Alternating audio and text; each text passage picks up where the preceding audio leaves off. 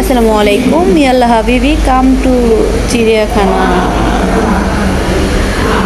আসলে অনেক দিন পরে ভালো লাগতেছিল না, বাইরে কোথাও যাওয়া হয়নি, তাই আর কি চিন্তা করলাম যে একটু বাইরে যাই এই আর কি। তারপরে আমরা চলে গেলাম আর কি যে চিড়িয়াখানার উদ্দেশ্যে। দেখতে পাচ্ছেন, হয়তো যারা যারা গেছেন বুঝতে পারবেন। কিন্তু আমি আসলে আসলে ওইদিকে আসলে সত্যি কথা বলতে গেলে আমি এখানে হাঁটতেছিলাম, একটা ব্ল্যাক এবং হোয়াইটের ড্রেস পরেছিলাম।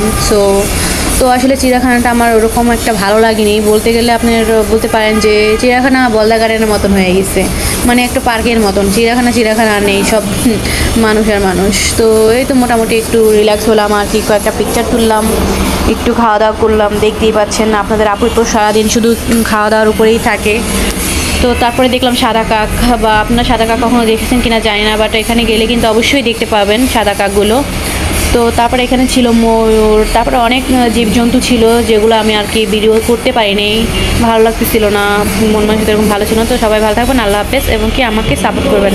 আসসালামু আলাইকুম।